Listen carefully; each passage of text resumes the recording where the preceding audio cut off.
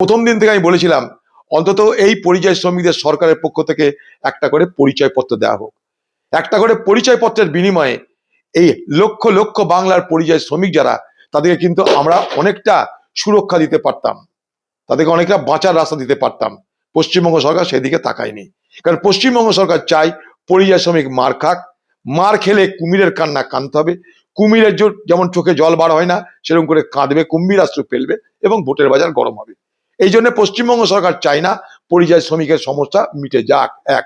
2 নম্বর, ভালো লাগছে যে সম্বলপুরে সেই জুয়েল রানাকে যেখানটায় খুন করা হয়েছিল সেই জায়গা পরিদর্শন করা, সেখানে প্রতিবাদ করা এবং আগামী দিনে প্রতিবাদ করবার, আন্দোলন করবার রাস্তা তৈরি করে আসার পর পশ্চিমবঙ্গ সরকারের কুম্ভকর্ণের ঘুম ভেঙেছে।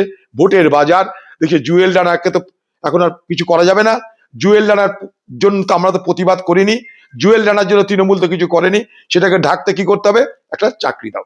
কোথায় চাকরি জানা নাই, তার মাইনা কত তাও জানা নাই, সেটা পার্মানেন্ট হবে কিনা তাও জানা নাই। কারণ চাকরিটা দিচ্ছে একটা এমপি, ওখানকার কোন পিওনের চাকরি দিচ্ছে। সে পিওনের চাকরি কি, তার মাইনা কি, তার পার্মানেন্ট কিনা, তার কোনো গল্প নাই। কিন্তু আমার বক্তব্য, যদি পশ্চিমবঙ্গকে আমরা সেইভাবে তৈরি করতে পারতাম যেখানে কাজের সুযোগ থাকবে, রুটি কামানোর সুযোগ থাকবে, তাহলে জুয়েল রানা তৈরি হতো না। 20 বছরের একটা ছেলে, শুধু 20 বছরের ছেলে নয়, আপনাকে দায়িত্ব নিয়ে বলছি, উড়িষ্যাতে আমি নিজে দেখেছি এবং উড়িষ্যার লোকের কাছে কথা বলে বুঝেছি, 12, 13, 14 বছরের ছেলেরাও উড়িষ্যায় গিয়ে কাজ করছে, ছত্তিশগড়ে গিয়ে কাজ করছে এই পরিযায়ী শ্রমিক হিসাবে। জেনে রাখুন আপনারা। আমি যখন সম্বলপুরে গেছি তখন ঝাড়খণ্ডের কিছু পরিযায়ী শ্রমিক বাংলার, আমার জেলার, তারা আমাকে ফোন করেছিল। ফোন করে বলছে, দাদা আপনি সম্বলপুর গেছেন, আমরা একটু আগে জানলেন চলে যেতাম, এখান থেকে ট্রেন পাওয়া যায় আমাদের। আমরা কিন্তু ঝাড়খণ্ডে আছি, এখানে কোনো সমস্যা নাই, কারণ কংগ্রেসের সরকার, বলেছে তারা আমাকে।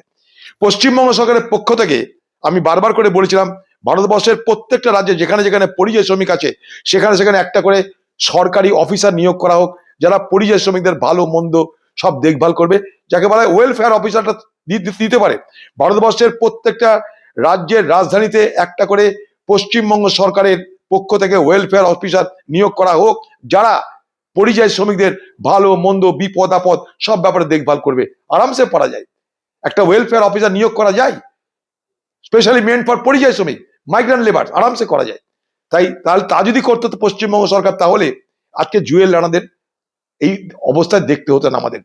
তাই পশ্চিমবঙ্গ সরকার কুম্ভীরাস্ত্র না কেঁদে পরিযায়ী শ্রমিকদের বাঁচানোর জন্য ইমিডিয়েট, অতি দ্রুত পরিচয়পত্র চালু করুন, পরিচয়পত্রের ব্যবস্থা করুন এবং ভারতবর্ষের প্রত্যেকটা রাজ্যের মুখ্যমন্ত্রীর সঙ্গে আলোচনা করে কে কোথায় কত পরিযায়ী শ্রমিক আছে তাদের বিপদ আপদে দাঁড়ানোর আপনি চেষ্টা করুন।